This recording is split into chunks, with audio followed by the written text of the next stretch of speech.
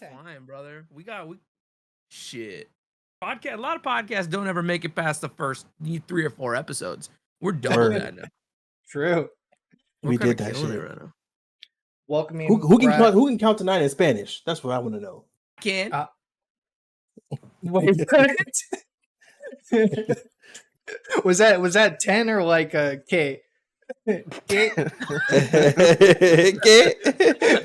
Count to what?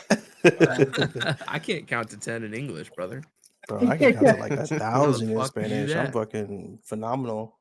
Well, actually, 10 is easy because that's how many fingers I got. But once I get past 10, then it starts. Oh to shit! I gotta start pulling out the. Once I start toes. putting fingers down again, then it's like, oh shit! I start losing track. Like, oh fuck, where'd that one go? Fucking A. Love it. Hell yeah! Gotta love it, man. What's going on, guys? Bringing back Brett EspeonValentine to talk today a little bit about competitive FPS shooters.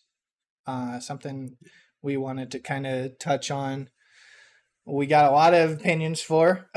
I'm just gonna say that right now. This is going to be a good one. It's going to be, although I say that for like every episode, but yeah, this is going to be a good one. It's going to be different from the last one, I swear. They're all good ones, you know. They're all beautiful ones, honestly. You can't just choose one. Nope. You gotta listen. If you're gonna listen to a fucking XP share episode, you gotta listen to every single one of them in one sitting. You do. Otherwise, Binge you're breaking that shit. the rules. Fuck yeah. Yeah, the first one we had EspeonValentine on, I really enjoyed it. I mean, so myself, J-Dogging, and Kyle, we have a very interesting spectrum of games that we enjoy, but FPS games have always been my favorite. So this is one of those things, man. When we start talking these games, like I know I get it. The podcast is only an hour, hours and change. This could be like a 3-hour episode if we let it. I could sit here and talk about this one thing for, literally an entire day. I don't doubt that in my mind. 100%. Let's get started. Let's not waste any time. Let's just get straight to it. So he's like, "Fuck, bro, let's go already." Shit. Brett kind of came up with most of it, kind of more or less dictating our episode, which is awesome, actually. Yeah. So I'm just down to cover all of this. Starting with Call of Duty, I guess. What do you guys think about the current Call of Duty scene? Going back to, I also want to touch on the difference between the rise of Warzone competitive and arena competitive. I don't want to be the first to say my opinion, but I do want to be the first to say that I think my opinion is going to be pretty different from most people here, and I want to see if that's true. So I got to hear what you guys have to say. Well, I mean, can we hear from Espeon? Yeah. So our guest. I don't think there's been a good competitive Call of Duty multiplayer in probably like 4 or 5 years. Okay, so. Starting off strong. All right. There are some elements of them, sure, that are like it's all right, but like it really doesn't have the magic that it once had. They are pretty notorious for not at all listening to anything anyone in their community says about any of their games. And I think the main reason for that is because of Warzone, as we pre-mentioned. They're clearly more focused on trying to make Warzone this big thing that I think their actual team-based shooting content, which what built Call of Duty to be what it is kind of taken the back burner, and I don't think they really focus on it much. I feel like they haven't had. I don't think there's much. I feel like they haven't had a good arena since what was it, 4 with the wall running? And 4 was all right, I guess, but it didn't Black Ops 3 had wall running. Well, Infinite Warfare was the last game with wall running. I'm gonna put. Sorry. And Black Ops 3 is way above Infinite Warfare for sure. What do you guys think is the last good Call of Duty game in your opinion, in terms of like being just a good game? The community would say Cold War. Really? The community would say that The community would definitely say Cold War, but the fucked up thing about that is it's because they brought Black Ops 2 maps back into Cold War. That's the Yeah, reason why go they would play say good. Cold War was the last good game. Because everyone's gonna say that their favorite maps from Cold War were Standoff and Raid. Hello, bitch, those are Black Ops 2 maps. Those- Two of the best, like 3 Black Ops 2 maps on top of it. So. yeah, two of the best maps in Call of Duty history, honestly. Yeah, I mean, yeah, in my opinion, the last great Call of Duty game was Black Ops 3. And well, you could say Black Ops 4 though. Black Ops 4 actually wasn't bad. Black Ops 4 wasn't bad, and they had Blackout, which is also, Well, in my opinion, better than Warzone. So you yeah. could say Black Ops 100%. 4. Are we talking about Yeah. how we think it was fun, or specifically Yeah. how good the competitive scene, or was it worth playing competitive? I should say. Because I'm saying both. if we're just saying fun, then yeah, Black Ops 4 definitely up there just because I don't even like battle royale games, but something about dropping a firing range and Blackout was. It got the adrenaline I would win pumping. firing range every single time, and then immediately die to a sniper after. But I would win firing range every time. But like from a competitive standpoint, I think the last time I even remotely cared about COD Esports probably was Black Ops 3, and that was when they started switching to PlayStation. So I wasn't completely on that train right away because I was like, broke. So. But like I still played competitive, but it was like none of the good players are even on Xbox. This doesn't even matter anymore. And then that started my descent down the I don't play anymore. But It's a fair point. fun. Black Ops 4 definitely had fun. Cold War was fun, but of course, as you said, it was because it sort of felt like Black Ops-y, but different, and I think it was more fun because of my nostalgia than actually being a good game. But That's honestly what it is. Anyone who says that Cold War on its own was a great game is lying. Dude, I'm gonna be honest with you. I thought it was good. I thought it was good, and I'm gonna tell you something too right now. I thought Modern Warfare 2019 was great. Oh, I did too. I thought Modern Warfare 2, the one we got right now, I think that was a great step. My only problem with Modern Warfare 2019 and Modern Warfare 2 could be some of the best games they've ever made. Because first off, if you haven't played the campaign, you're smoking dick. The campaign True. is fucking Campaign's amazing. fire. You need to play campaign. It's like a movie. You have to play the campaign. That for both of starting those mission in games. 2, man, where you fucking walk up as I think it was Ghost, and you just blow that car up. I mean that shit left my jaw agape for a solid 15 minutes. Honestly, and you're kind of going against like the cartel in Yup. I'm sorry, in Modern Warfare 2. Like when you're crossing the border from Mexico into the US because you're chasing some bad guys, and like you just start this shootout in the middle of the night, and anyways, I'm not gonna go too deep into it. Play both of those campaigns. Modern Warfare 2019, 2022, amazing campaigns. Now, the multiplayer maps, dog shit. Fucking terrible. Oh my god, they suck. And that's what makes the multiplayers it's not so fun anymore. History has told us with Call of Duty that when you have good maps, you have a good game. True. Because everyone's favorite Call of Duty games are the games that had the best maps. Black Ops 2 is an example. Black Ops 1. These games had some of the best maps. Modern Warfare 2 had great maps too. So I mean, yeah. I don't know. I get that they're trying to do this. We want our maps to feel real and we want them to feel practical. That's cool. Shut up. Give us 3 lanes. Yeah, Make that's not why we play Call of Duty. Call of That's not why I play Duty is Call of Duty. arcade shooter. We want to run forward with our heads cut off and just shooting everything that is in vision Exactly. possible. Like it doesn't matter. Here's the thing. Like big middle area, 2 alternate paths, and that's exactly. it. We don't Exactly. It's such an easy formula. They've been doing it, and then they're like, you know what? Let's try some new shit. So we got jetpacks now, and then they got rid of jetpacks, but they didn't get rid of the stupid ass maps. So like I don't know. Yeah.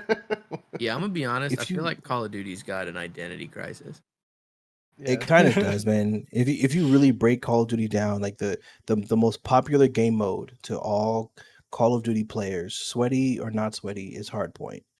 That's every Call of Duty gamer's favorite multiplayer mode because Hardpoint it's a respawn game mode and it's all about one thing, which is map control. That's it's the one thing that makes Hardpoint enjoyable, winnable for every team. Whoever controls the map wins the game.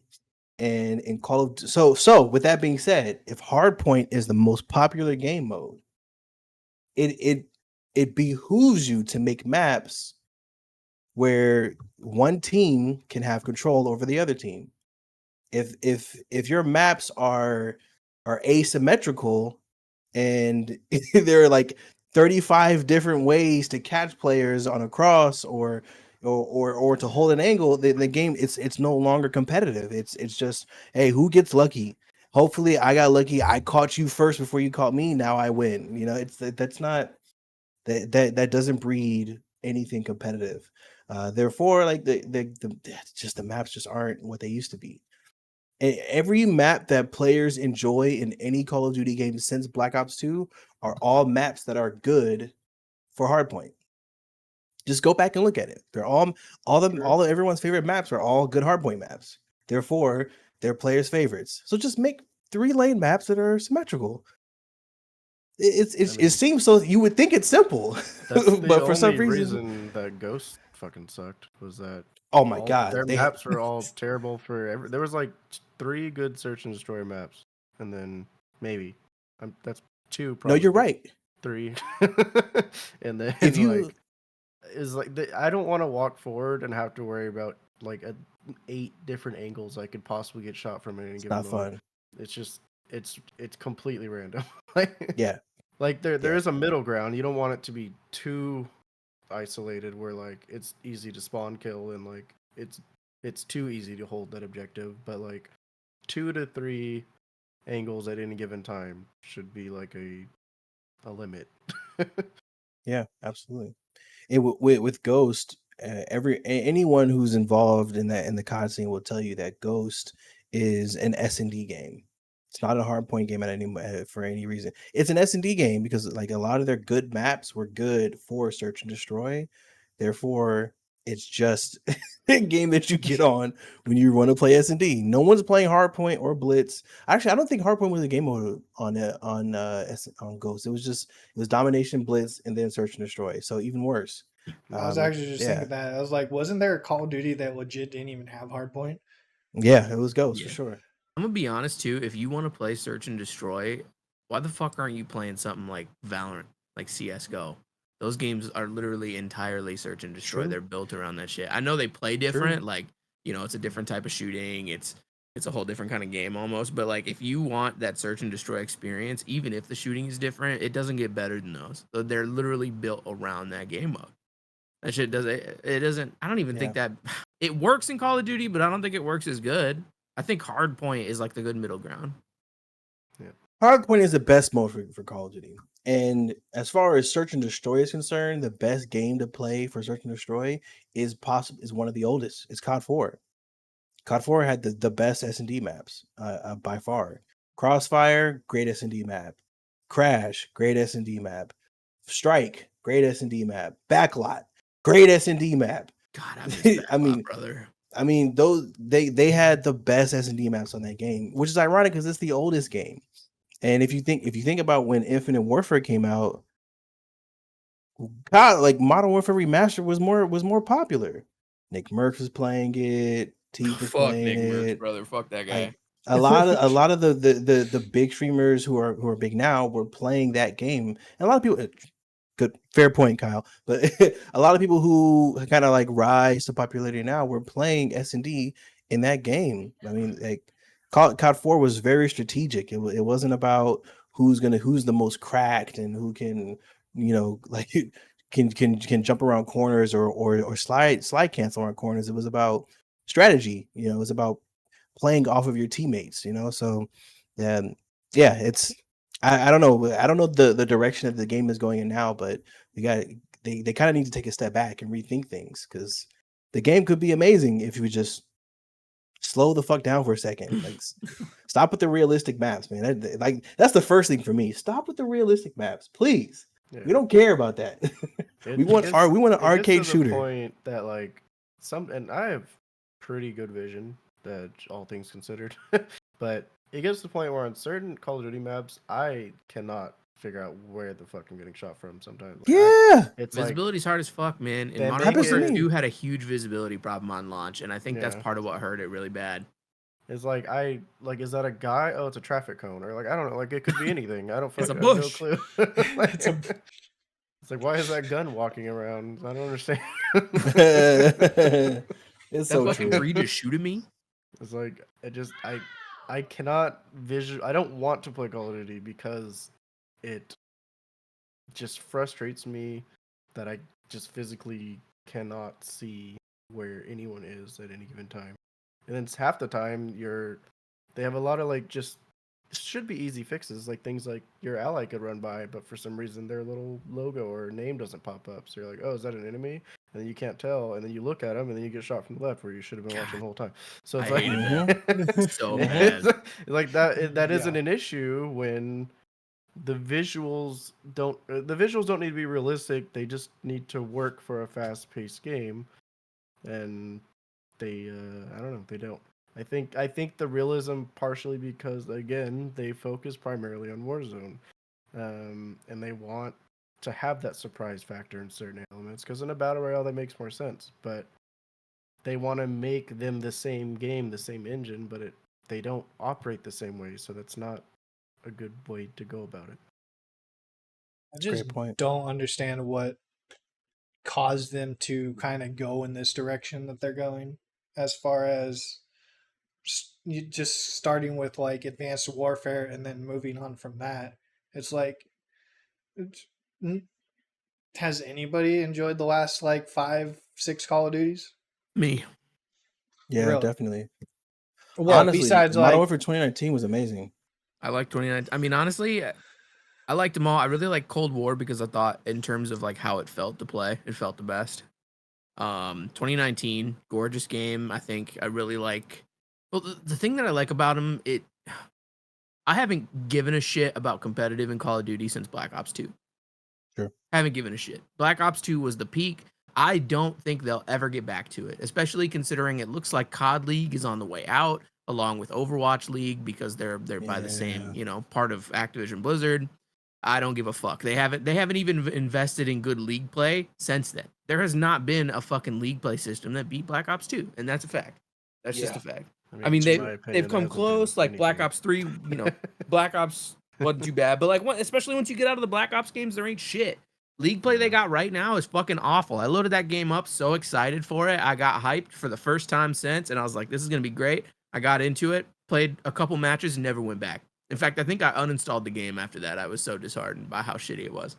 So when I say I enjoyed these last Call of Duty games, I don't mean from a competitive like playing my best standpoint. I mean the guns look great, they sound great. Yeah. The campaigns were dope.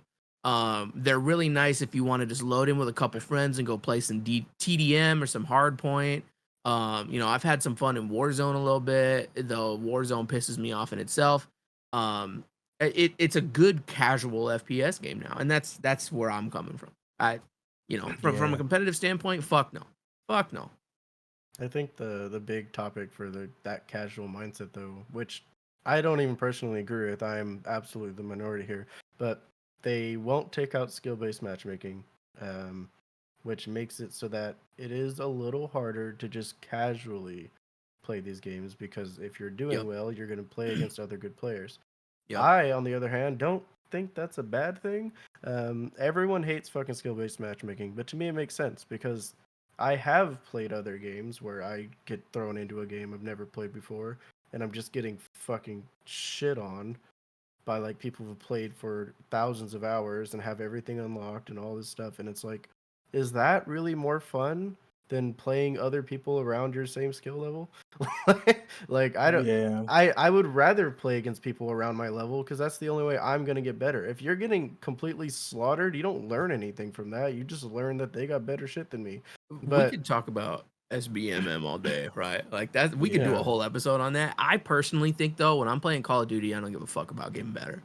I don't care. Well, That's not why I play that game. Because, like I said, Here to if you're talk trying to shit. go comp, you're trying to do league play, whatever. Yeah, fuck yeah, get better, do it, It's- commit yourself. But like, if I'm these days, if I'm trying to play a competitive FPS game, it's not gonna be Call of Duty. I'm gonna go play CS:GO, Valorant, Siege. I'm gonna go play fucking, Yeah, even Siege. something like Apex Legends, maybe. Definitely not fucking Call of Duty. That's for sure. So, skill-based matchmaking, I think, is a really to compress it down so that we don't spend an hour talking about it. I think it's a really interesting problem because I think it depends on the game.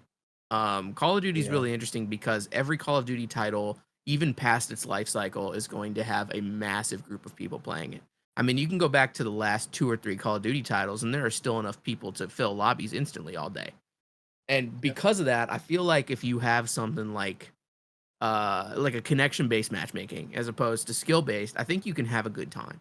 Because you will have games where you get shit on, but you're also going to have games where you get a lot of shitters because Call of Duty's full of those fucking dads that come home and play games after their 9 to 5, and they, you can shit on those guys and they hate it, and then they can get into another game and shit on the fucking, people worse than whatever.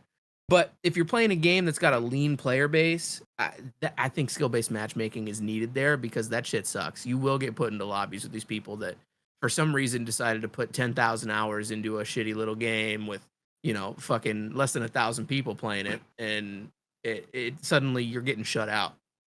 I don't know. I think it differs. Fair but enough.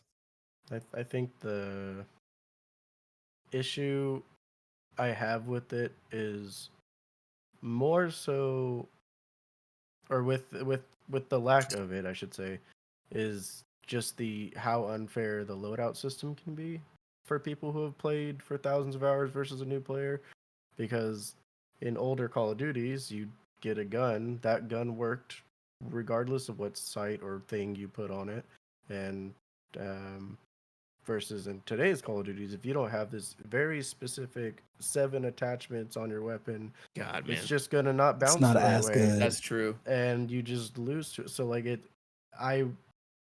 even if you're playing from or even if we didn't have skill-based matchmaking,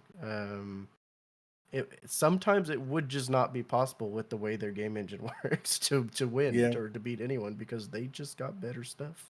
True. I hate that, man. And I really That's do. true. That's one That's a thing good about point. Black Ops 1 I liked a lot is that like you would get to a level to unlock a weapon, but you would use the credits to buy To buy the attachments. one Yeah. attachment.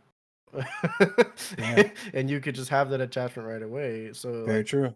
it makes it so that you feel rewarded for getting to this level, but also now I don't have to spend another 15, 20 hours to just get to the attachment I want to then maybe have a fighting chance, Yeah.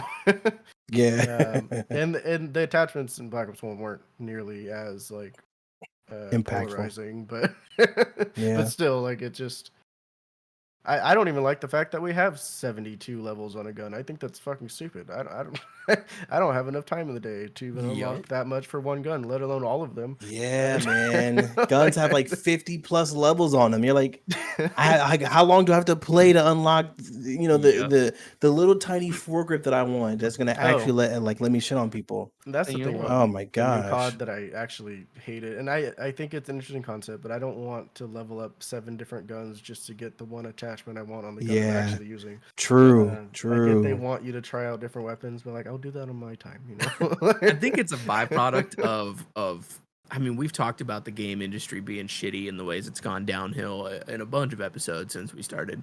I think this huge trail of unlockable shit on a gun is one of the worst parts of big AAA like live service games these days, and it's that they need to put things in that keep people coming back.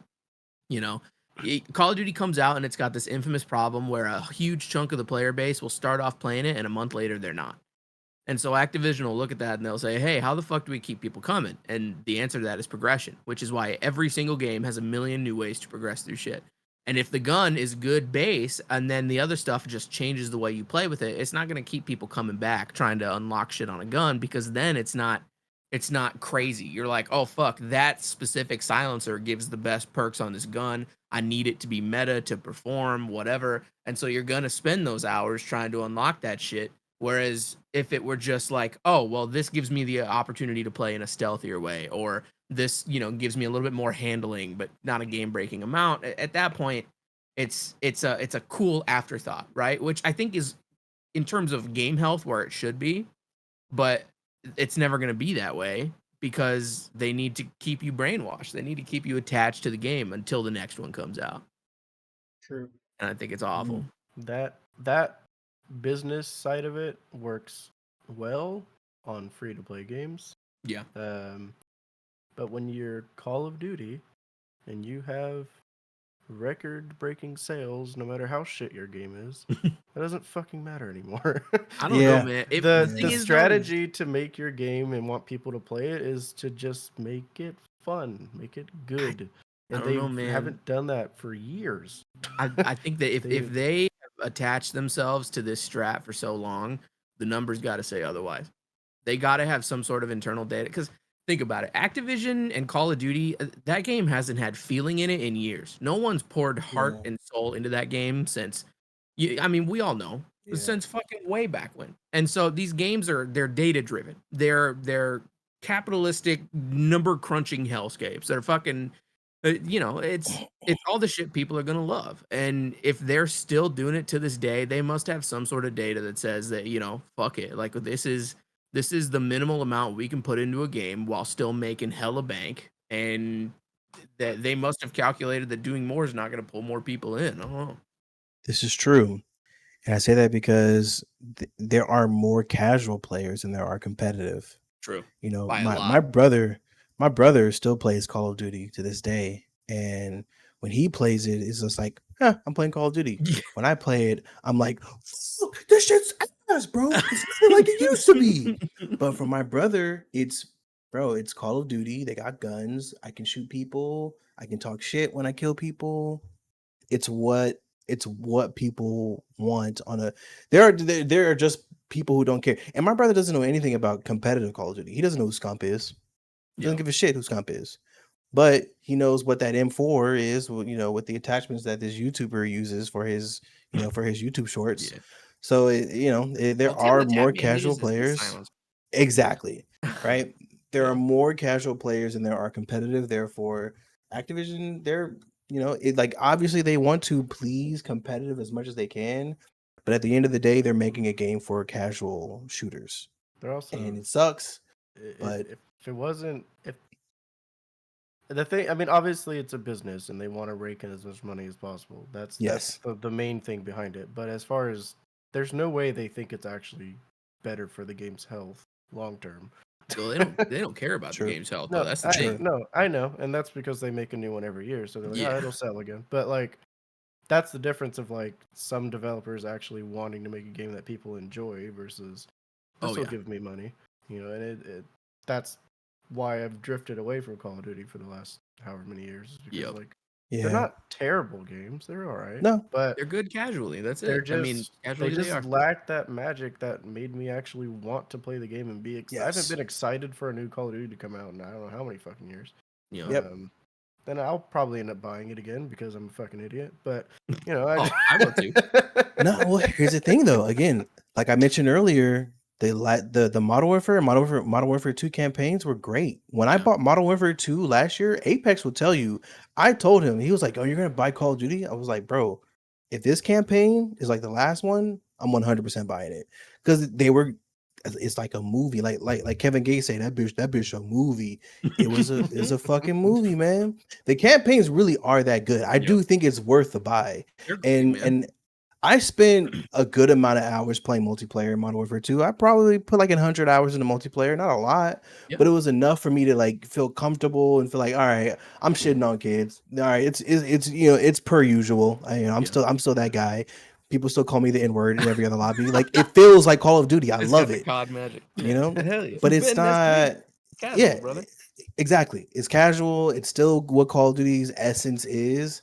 For me, from going forward, it's going to be, if this campaign is going to be lit, by the way, Modern Warfare 3 campaign, they're bringing back Makarov from Modern Warfare 2. Yeah. Who the fuck wouldn't want to battle against Makarov again? I do. Dude, so All of So the I'm Modern gonna buy Warfare it. 3 maps getting remastered, brought in, remade. I love that. I love that so much. I'm buying I right into it mean, immediately.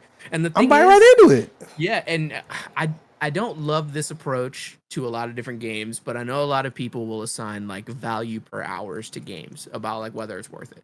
I know a lot of people that'll say, you know what, if I just say $1 an hour of entertainment, then I'm good. If I get enough hours for what I paid out of it, I will absolutely get the 60, 70, $100 I'm going to pay for Call of Duty out of it. Even if I don't get much more than that, I think that's great. I think it was worth it. And again, if I look towards it as this, like, if I really loved competitive Call of Duty and I was thinking, you know what, maybe this will be the one. Every new game that came out, if I had hope that they were going to bring it back, I wouldn't want to play it.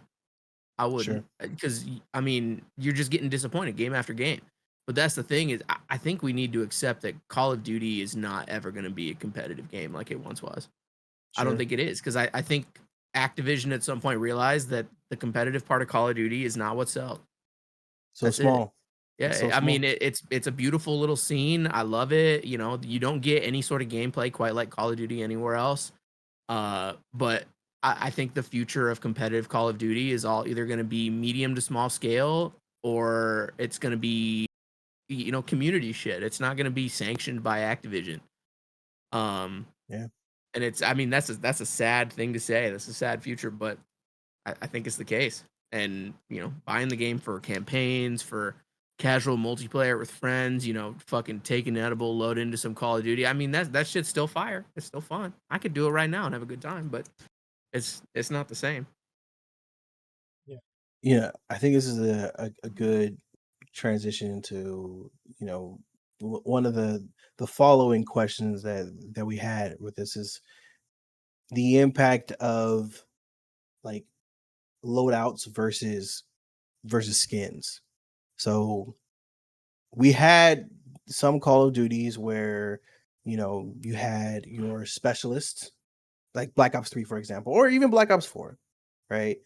And maybe you can even throw in Siege in this discussion as well, because Siege has different characters that have different abilities. Um, the thing is that there are some like skins that you can throw in with these different characters, and they're cool. People buy the skins, they like them and I buy whatnot. the shit out of the skins, man. I have an Yeah, of addiction. I course. got a problem.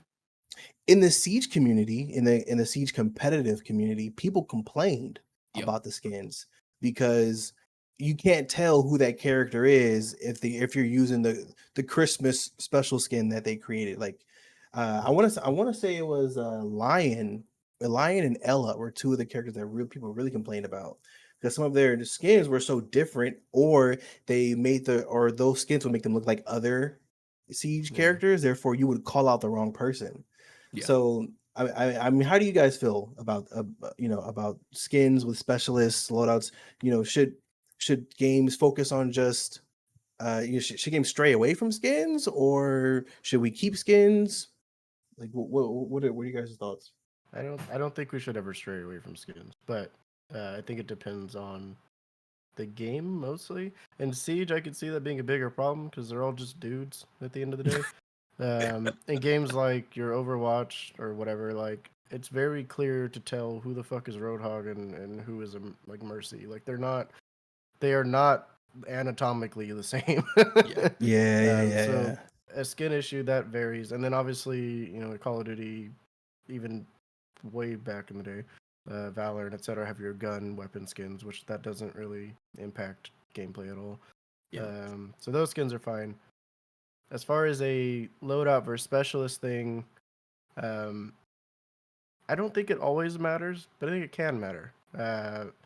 I think obviously in a game like Black Ops 3, what squad you pick, it's like almost a hero shooter, but it's still everyone has the same guns, so or the same way to kill. Just it's more like you have different utility most of the time. Yeah.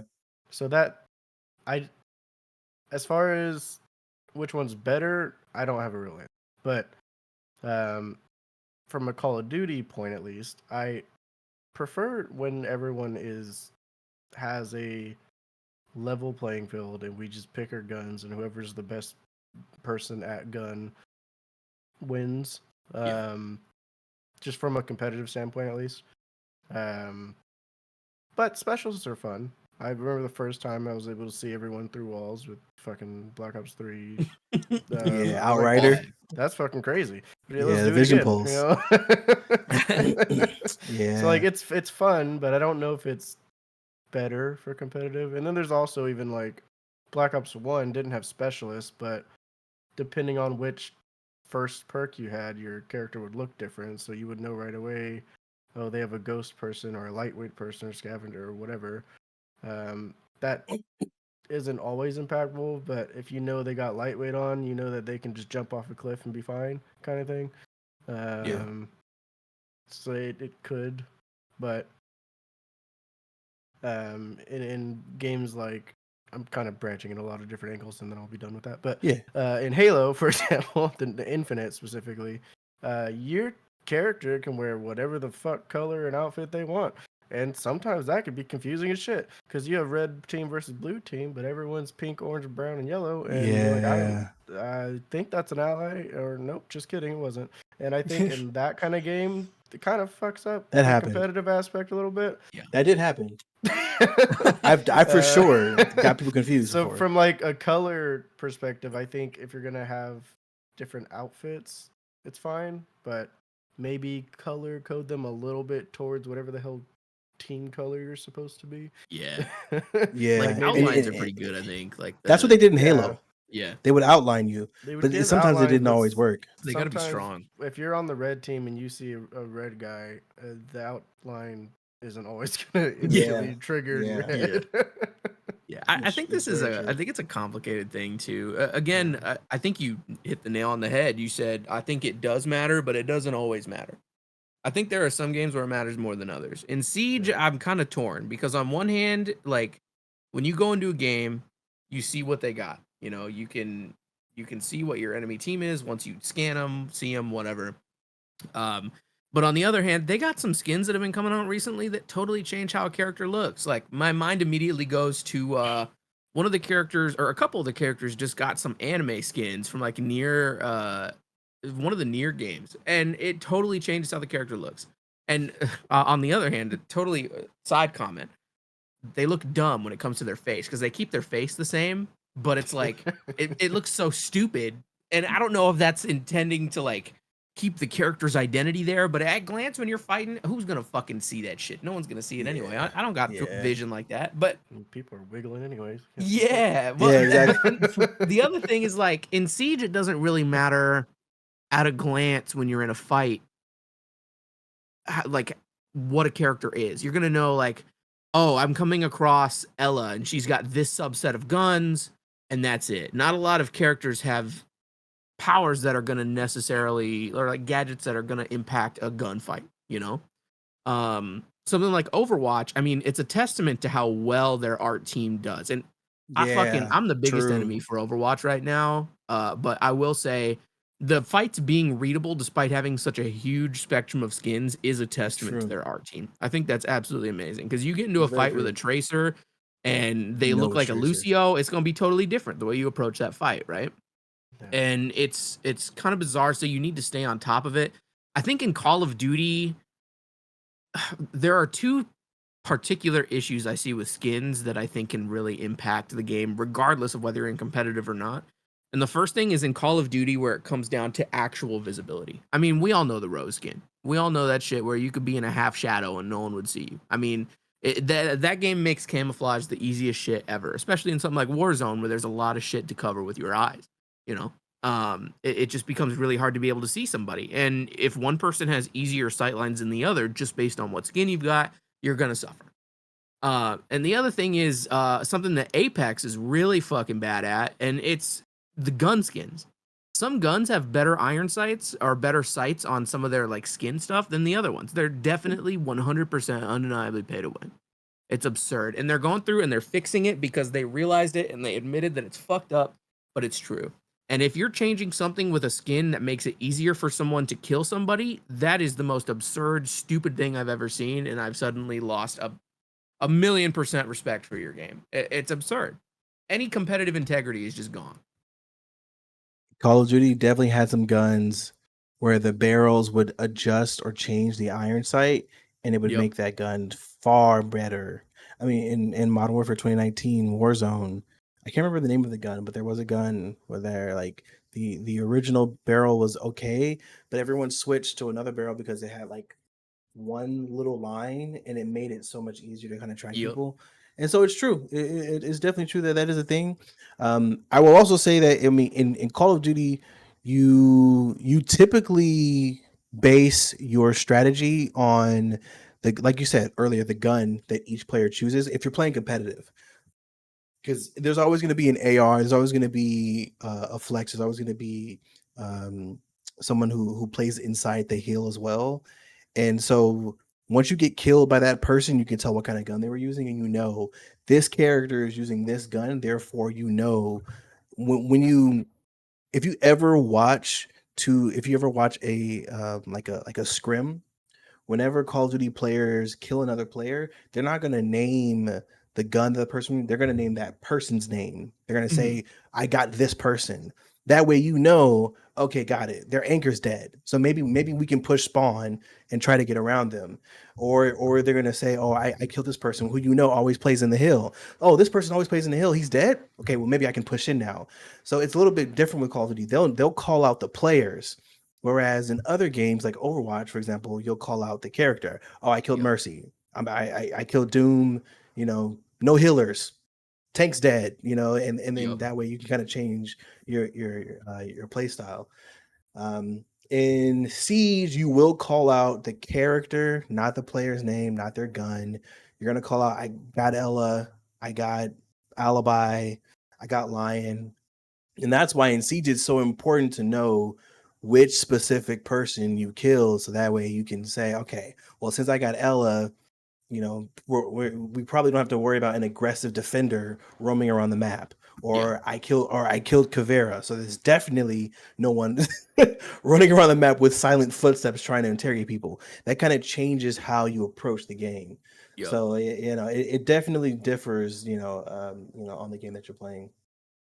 And even in the kill feed, like you can obviously see what character. Well, I'm assuming I haven't even played Siege, truthfully, but I'm assuming in a kill feed it would show like what fucking character died. Yep. But And in Siege, the just aside, sorry to interrupt, but yeah. you can, there's like a little bar on the screen where you can see what Oh, characters are on yeah, either yeah. side, and when you kill them, their bar, like their little section goes gray, and they're, you know, they're Gotcha. clearly dead. So I- even if you run up and kill somebody and you don't know, you can look up and see. But it's also another action where you got to look away from the game. It pulls Exactly. you out of Yeah, the that flow. was You gotta. Yeah. my next little follow up. Was like, yes, you knowing right away as you kill them to be able to say, "Hey, this thing is dead," versus I gotta check, and then you look and then say it. It doesn't seem like a lot of time, but shooters have this magical thing where 1 to 2 seconds can completely just ruin your life. Yep. COD timing, brother. It is such a just a, especially first person, because in like a third person you kind of get a better field of view. You kind of don't need to be right looking at a specific thing. But in a first-person shooter, if your eyes look away from where your character's looking for even 1 second, you will probably die because Yep. fuck you, Yes. basically. Yeah. So that time you're spending to verify on the feed or the tracker or whatever, oh, this thing is dead. Oh, somebody could have ran by, and you're like, oh shit, I didn't see who that was because I was looking over here Yeah. for some reason. And so it definitely, the theme basically, it absolutely can matter. It can impact. Yeah. It won't always, but Yeah, Coyote in chat mentioned the fact that Rook and Doc, there are some players who will roam in Siege with Rook and Doc, and they use, for those who never played Siege, Rook and Doc they're not roamers like by design. They're very heavy, you know. They're supposed to stay on site and kind of stay back, heal their team, or provide armor to their team. And they used to give Rook and Doc an ACOG scope with their MP5 SMG. Oh my god. So there were super sweaty players who would just, because they had a 2.5 X scope on an SMG, they would just peek spawn. And so you're like, you know, you're minding your business like, oh, they don't have any roamers, and boom, you get headshot by a rook or a doc who's just roaming around the map. You're like, what the fuck? Like you're not like you're a one speed character. Why are you roaming around the map? But the people would do that. I can't lie. I did that. So no, You're they're dirty, brother. it's I don't know. definitely oh bro, it's fun, Listen, man. You if anyone here has ever knocked out a window to shoot someone coming from spawn, exactly I hate exactly. you. I hate you. I literally, okay, and I can't say I haven't either, but every time Yeah. I've done it less times than I can count on one hand, and that's the only thing that lets me sleep at night, knowing that is that I do it when it is absolutely necessary. Otherwise, if you do that shit for fun, you got a special place in hell. That was me. I was a troll, man. I was a troll. Yeah. After a while, I mean, like you kind of you hop into a siege lobby and you load the map like a private map just to run around and realize, all right, I'm gonna knock all these windows open and see which That's one awful, points to brother. You're spawn. digging a grave right now. Yeah, that was me. I used to do that shit, man. Dude, the dumbest thing though is every time that shit happens to me, I get so mad, but then it locks me in, and I swear I win 95% of those games Hey, because I get so upset that I'm like, kid, you suck so bad that you got to do this shit to me. I am gonna turn on 100% skill. I'm gonna unlock that last 10% of my brain, and I'm gonna shit down your throat so bad that you're gonna go crying to your mom. I'm gonna oh my show you what gosh. happens when you fucking try to take me on, brother. And I just win the game because I shit on him because I'm mad because it's stupid. Okay. So I don't know, like good kill. Good luck when I get 10 returning, you know? As long as you're angry and focused and not angry and frustrated, Yeah. that's a very, very different level of anger Two where different your things. tilt Yep. level, and then you just run into stupid shit that'll Yeah, never kill you because Yep. you're just mad. But very true. Very true. Very Yeah. true. Hell yeah. So now let's make another shift here. So I know we've been talking about so far, loadouts versus skins and just the community itself, like what will actually make some of these games better.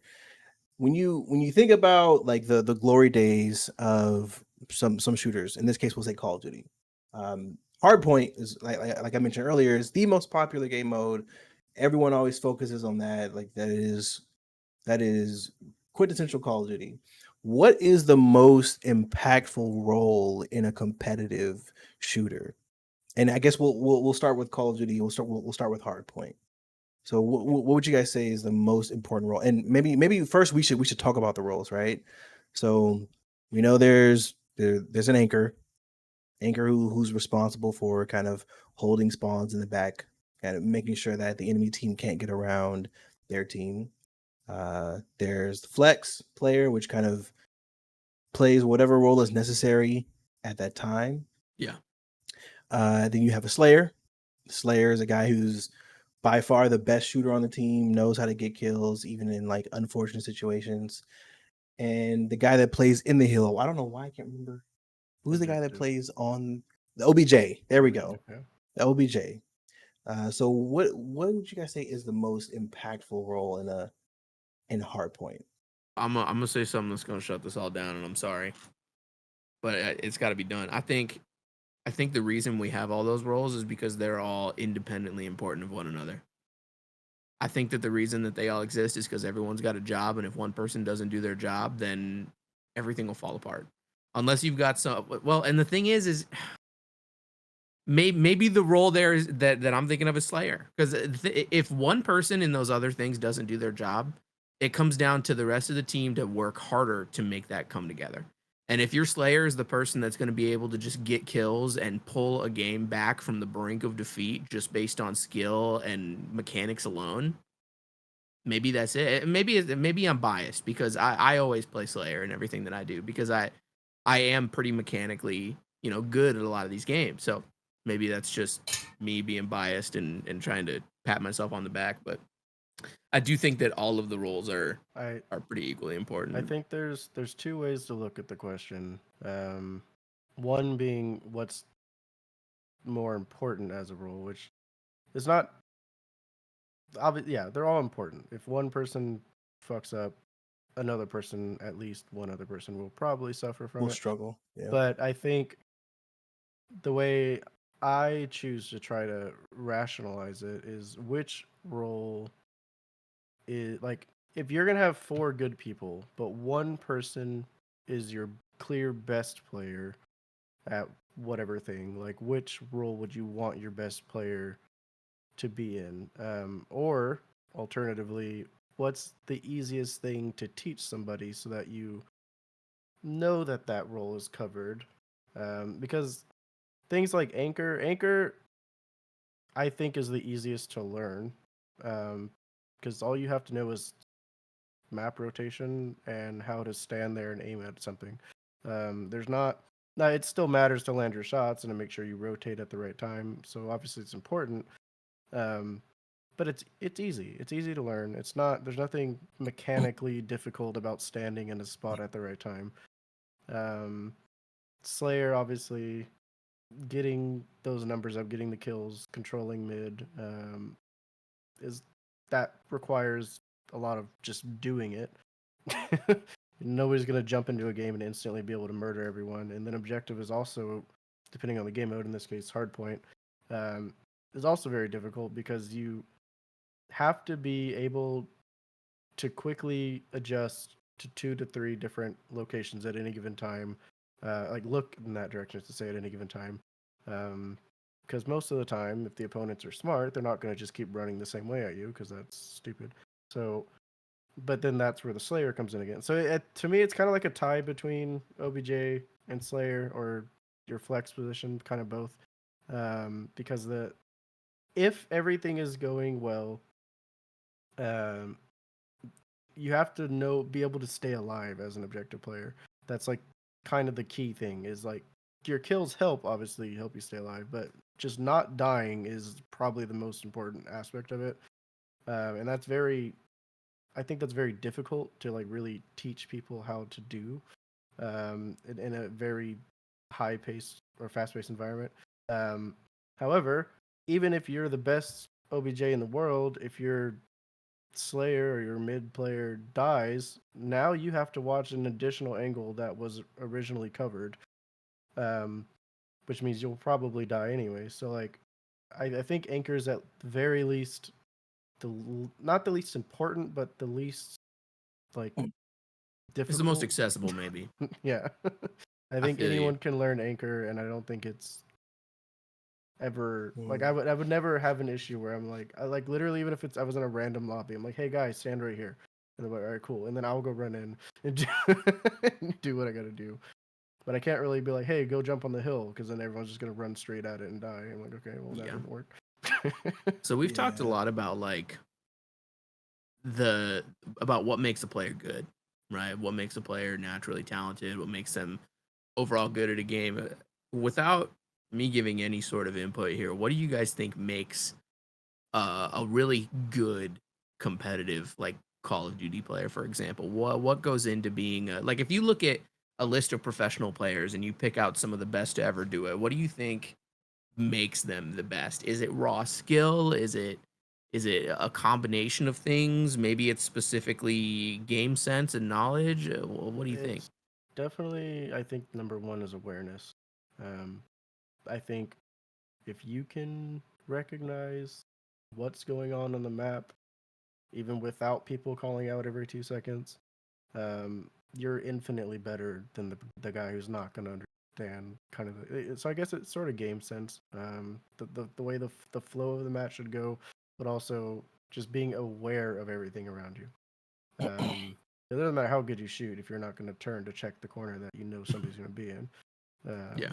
So I think awareness is probably the Yeah. most important statistic, or it's like an untracked thing, but There's a quote that I always say, and Apex laughs at it. It's game sense sold separately. I say it all the time in FPS games and Overwatch, Paladins, Call of Duty. I say it all the time because there are a lot of players who like you have the opportunity to get that kill, but your dumbass wasn't paying attention to the kill feed. You weren't paying attention to your team's callouts. Therefore, you're now dead. You're now in the spawn waiting to come back. So, game sense is it's number one for anything. Whoever has the best game sense, you're gonna be You know, because the thing about it is like the skill comes with the game sense.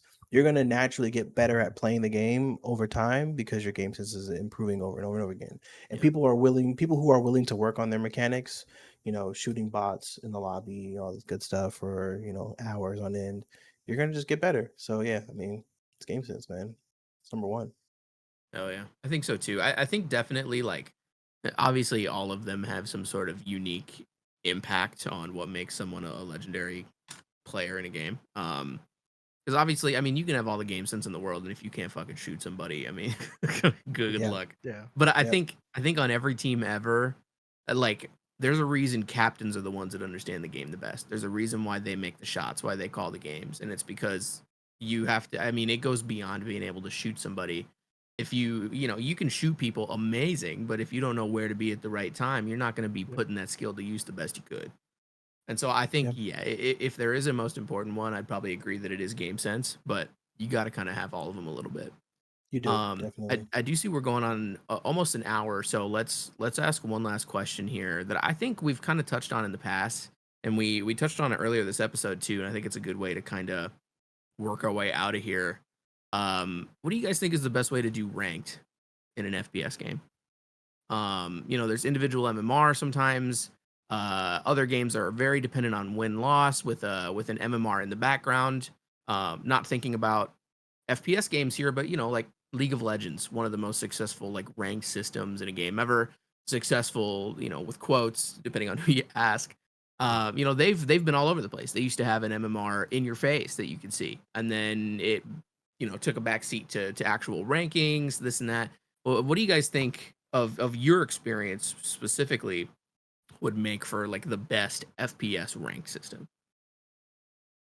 Mm, Ooh. I think obviously winning and losing matters, but it's kind of, you know, the point. But Yeah, I think having your performance impact how much you gain or lose is probably the most important part of a ranked situation. yeah, But that's only really viable in certain games because a lot of times games don't have a way to track how impactful you were. They're just going to look at your raw numbers. yeah, And if anyone's played any competitive game, you know damn well the numbers never tell the full story. In Black Ops 2, I was, you know, rank 1 Master Division every fucking season. But I only had like a 1.4, 1.5 KD, and people who play pubs are like, I have like a 3.2, that ain't shit. And then they lose. And it's because, I mean, one, I was an objective player, so like Smart. being on the Yeah, hill, I'm going to smarter. die a lot. Um, but two, it's like the scoreboard's not going to show the full story because you might see that, oh, I had 19 kills and 17 deaths, but 15 of those 19 kills were like very pivotal location based kills, or, you know, and the game Mhm. doesn't have a way to track how important a kill was in any given moment. It's just going to know, oh, you got this many kills. So, like, I think if a game could have a better way of ranking you based on not only your numbers but also on like your positioning on um, different supportive things, then individual performance would be the best way. But it's very difficult to tell a robot how to know when you're in the right spot. yeah, Yeah. um, so it's like, the It it's win loss exclusively is terrible. I yeah. think that is the worst way to go. That's awful. yeah. It's too easy. In a game like Overwatch, for example, I think that it's easy to make such a decision based on individual MMR. Whereas the game like Call of Duty, it's tough. I think I can understand a game of Call of Duty being partially MMR versus partially win loss. Um, I played a lot of Overwatch competitive over the last few months, and I could not tell you how many times I've been like right now with my support character. I like go 3, and when I get to goal 3, my stats outweigh all the supports on my team and also on the other team. I Yep. always do better than the supports, in my lobbies. However, my damage like first round, one of my damages will have like 400 damage. Like, bro, we're gold 4. Like, how do you only have 400 damage? I'll see that player off on the other side of the map just getting shit on. And like, I'll try to get over there and help the guy, but like his positioning is so terrible that like he's just bringing down the rest of the team. And oftentimes we won't talk shit. We'll be like, hey, no, stay with the team. Like, don't go off by yourself. Like, come Yeah. with us. And they're not gonna listen. They're just gonna keep running off by themselves, getting destroyed, and then we lose as a result, and that affects my ability to rank up. And then once I go from gold 4 to like gold 5, I destroy everyone. Like no one's Yeah. even close to me. And I go Yeah. right back to gold 4, maybe hit to gold 3, and then we go right. And so I understand the win-loss side of it. Like, you winning is important, right? That shows something very important. But it can be really annoying when you're like, I'm like not even like no one in this lobby is even close to my skill level. Yeah. Because I'm playing by myself, I don't the communication isn't there. They call it elo hell actually in Overwatch. They say that gold rank is elo hell. And Yeah. I have to say it's true. It is. You And it Plat's pretty bad too. I've been all the way up to Diamond, man. It's elo hell. It is 100%. Especially because like you get a bunch of shitters that get to gold, and more so they get to plat, and then they start thinking, oh, actually, I'm not that bad at this game. I'm not too bad. I'm past the fucking overwhelming average, but they still suck. That's the thing. The average Mhm. sucks, and you get above the average, that don't mean shit, brother. Like you're fucking Yeah. bad, and that means that they're gonna be toxic. You're gonna get people popping into lobbies that start fucking getting shit on, and then their fragile ego shatters, and suddenly they're no use to you. They're a rock, Yeah. and It's that kind true. of pins into something that I'm thinking of, and it's that I get that wins and losses and your ability to play with a team are important to an overall experience in a team based game, but I will say I don't think it helps anybody when someone that is mechanic wise diamond level is stuck at a gold or platinum level because teammates are realistically just so bad, and obviously you're gonna be able to influence it a little bit. Yeah. Being better means that you're probably gonna win a greater percentage of games, a small percentage I'm sure, but a greater percentage of games than people otherwise, especially when that discrepancy in roles or ranks gets different. You're gonna see a much greater increase of someone that's diamond level than someone that's like bronze level, whatever.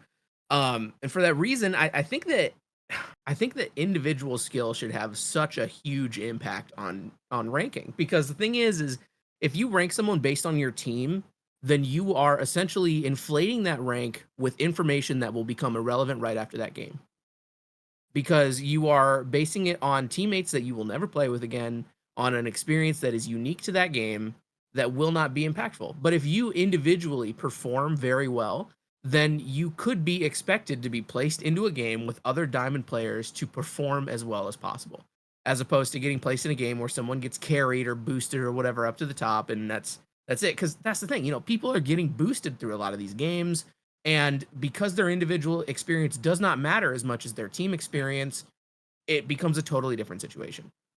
Yeah. But now in terms of like ranking people individually, I think we kind of landed on it earlier, and it's that if there was a way to rank game sense alongside mechanics, I think that you would have maybe the best ranking system of all time. And I think we're getting closer. I think AI might go a long way in helping to identify a lot of these patterns and making a better ranking system in some of these games. But just off the top of your heads, if we were to sit down and make an FPS game that was going to have, in our opinion, the best ranked game of all time, what approach would you guys take to track something like that? To be all encompassing, to include game sense. I mean, how would you track something like that? Does Well, anyone I have any mean, ideas? we've had heat maps in games Yep. for fucking what 15 plus years now. Yeah. That alone gives you a pretty good idea of where people should be at any given time.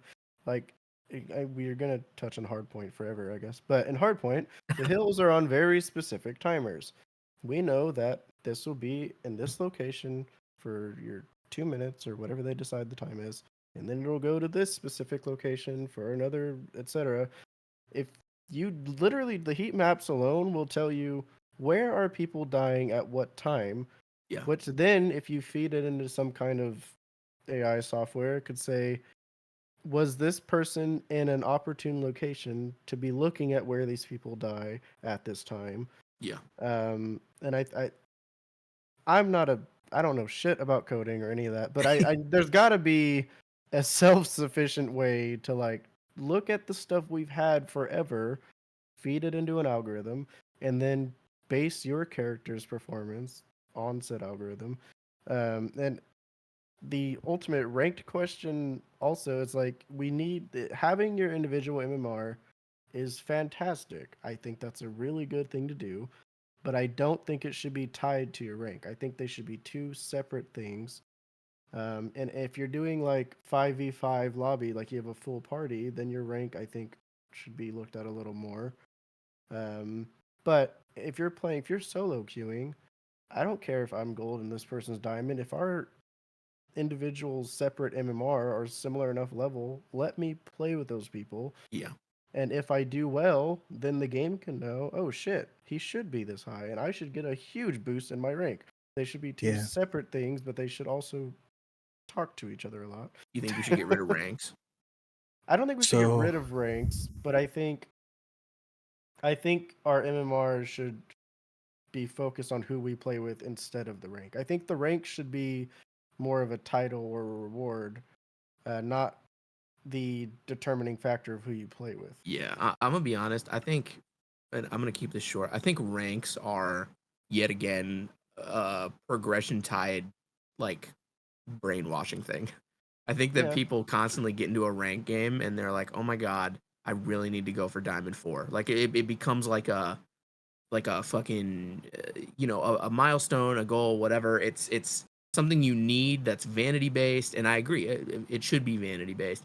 The thing is coming from like the chess world, and I know it's the stupidest thing. We're talking about shooting games and we're like, oh, look at chess, but chess has worked on an elo based system with which is essentially kind of like MMR, and it still allows you to have a pretty accurate idea of where people sit mechanically. Like someone will say, oh, I'm 1300 chess elo, and you're like, oh, you're pretty fucking good at the game then. And it is a little bit more complicated than something like gold or diamond, but I'm not really sure, because you get a lot of situations where people get toxic because someone will be in a game where it's like a gold lobby and someone's diamond, or you'll be in a diamond lobby and someone's gold, and one way or another you're like, oh, someone's getting boosted, or something's weird, or you'll just look at that gold player and you'll be like, holy fuck, this guy sucks just because he's in gold, whereas his individual MMR might be higher, but you're like, well, why the fuck are you still in gold? No matter what, I'm gonna clown you. Like, yeah, I think that's why things like Valorant, even though there's websites that tell you anyways and apps, and shit, but things like Valorant that don't show your rank until after the match, that's I think an important thing. I don't think we should show our ranks to people necessarily, but I think we should. That's why I say it should be more like a medal or like an achievement. Like, hey, good job, you got this high. But for matchmaking purposes, the MMR should be the only thing that matters. Yeah, honestly, I think a best system might be kind of like a mix of both, where you've got an MMR score. But honestly, like, I mean, Overwatch does this, don't they? Where you have a number, and that number, when you go up past a certain threshold, you get ranked up.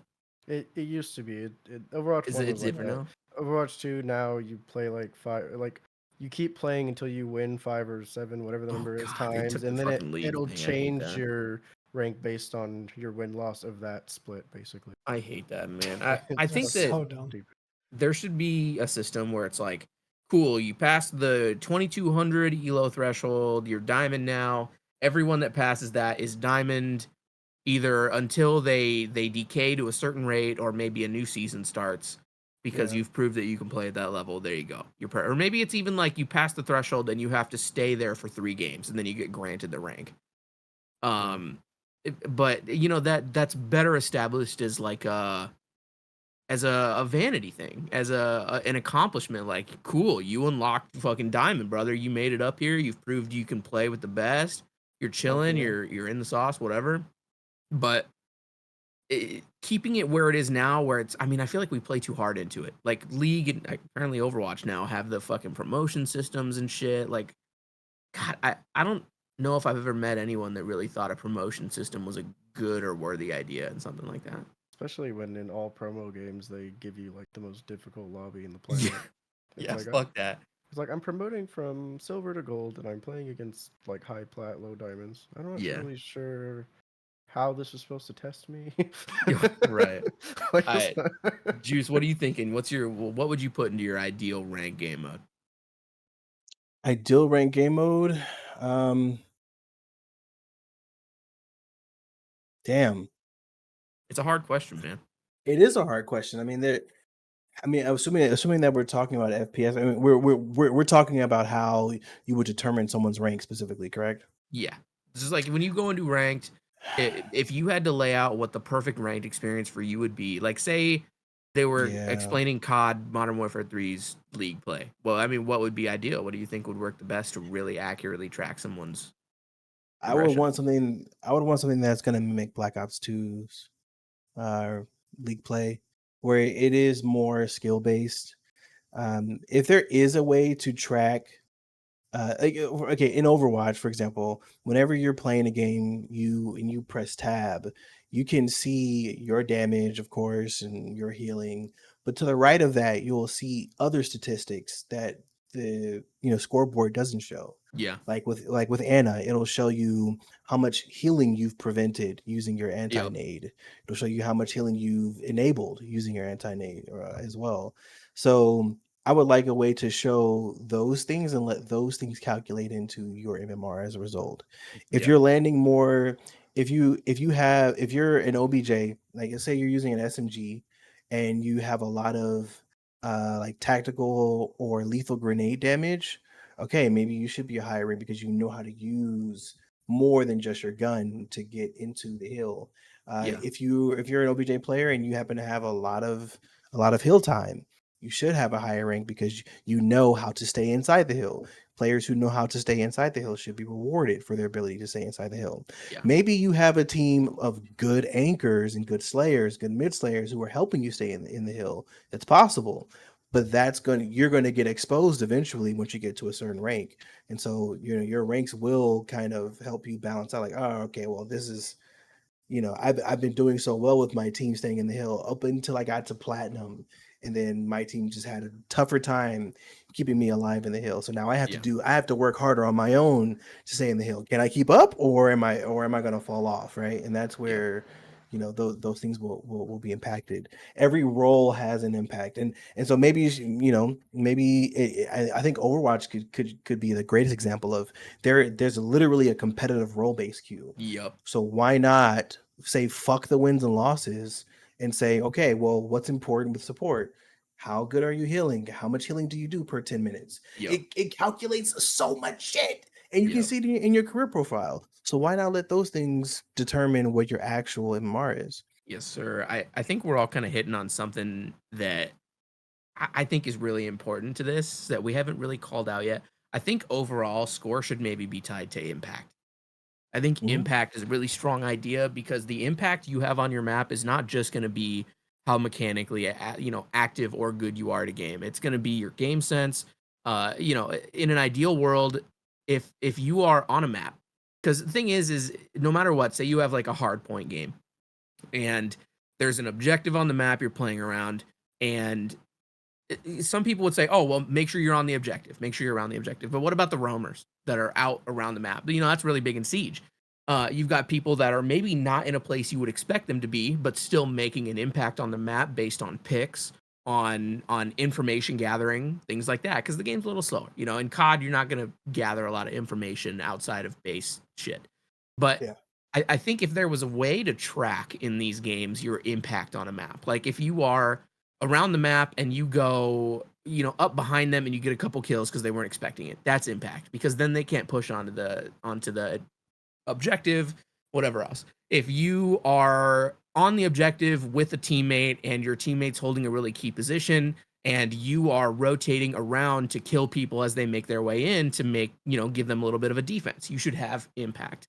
If you're in something like Overwatch and you're healing people really well and you're keeping your team on point and you are the deciding factor in why you do not lose that point in that moment, you should gain impact. And so I feel like if a game came out and we're able to take all of these different data points in and calculate an overall amount of impact on the map, regardless of whether you're maybe not even the most mechanically skilled player on the map, if you made the most impact, I'd argue we're still a more important player. I think Sure. also in Black Ops 2, the anchor player on your team would always rank up the slowest. Because they are Yeah, the furthest from the the least. hill. Yep. They are Yeah. not going to see nearly as many people. So they'll Yeah. every game the anchor has the least amount of score, the least amount of kills, the But least they got amount of great impact, man. interaction. But if they could track how many times did a teammate spawn because you were standing somewhere. Yep. Or like I don't know how they would, because like obviously if you're Yeah. staying in a bad spot, then it's just your teammate spawned on you. But like Yep. they would, I don't know, if they could somehow track the sort of off hill rolls and more like why they are there. Yeah. Because Nico would play anchor when I was playing OBJ in Black Ops 2, and I would get to I would place platinum because you couldn't place master, and then I'd play one game and it'd be like master, but then he would have to play like 7 more games, and then he'd eventually get there. So it's like there's little things like spawned ally in an ideal location to the proximity of the hill. Like it's like very convoluted, I guess, but there's infinite amounts of technology that can track this shit. So there's no reason that if they truly cared about a good ranking system, somebody could. Yeah. And this is only really an issue in team-based games. Obviously, in your 1v1 games, Yeah, then it's totally pretty way easier. impactful on if you win or lost. That makes way more I mean, sense. that's how chess landed on that Yeah. shit ages ago, man. It's Yeah. the 1v1 game. You know, And fuck. 1v1 win loss is the only thing that should matter. I don't give a fuck how you got there. If you beat this person, you're better than them. Go up. But Yeah, it's skill. Fuck in it. a team, it's like there's so many little things of what you could have done or did or didn't do. Yeah. Yeah, I It's agree. true. Okay, now to wrap everything up real quick, what new FPS games are coming out that you guys are excited about, if any? Modern Warfare 3 campaign. Yeah, I'm looking forward to Hope it's X good. Defiant, honestly. Yeah, I was gonna say I didn't play any of the betas or anything for X Defiant. I haven't really looked up anything about it other than trying to find if there's a release date.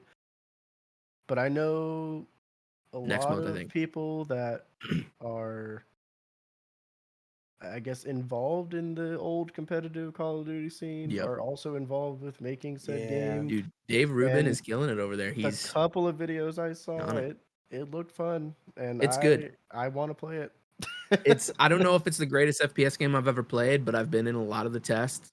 I've seen how the game has evolved. I've seen how, honestly, one of the things I'm most excited about with it is the team is just so, their finger is on it, on the pulse of that game, and on the community too.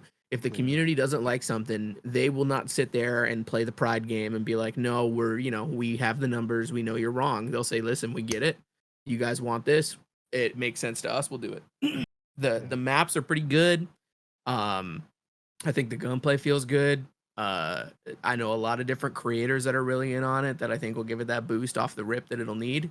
I don't know if it can compete with a Modern Warfare 3, especially because the beta's coming out this month, and when Modern Warfare 3 comes out, it might bankrupt that game. But I think it looks good. I think it's got potential. And it's gonna be free to play, right?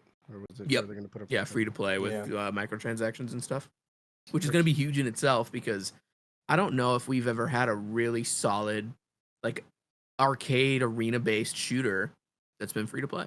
The only one I played that was like okay. It's like Warface. There's one called Iron Sight that's like it's alright. It Yeah, kind of I feels should like a say- weird Iron Sight old was cool. hodgepodge of CODs. It's not bad. Iron It's Sight just was kinda- cool. It's alright. Yeah, I should say Yeah. that we haven't had a good Western one. China's had a couple. They've had a couple that did really well. I've always no, never mind. That's a discussion for another fucking episode. We're at the end. Yeah. X Defiant, I think is good. I love the idea of EFT Arena. I don't think that's a competitive game at all, and I think that it could be though. And Battle State is fucking that game up, but I think Arena's gonna be fun.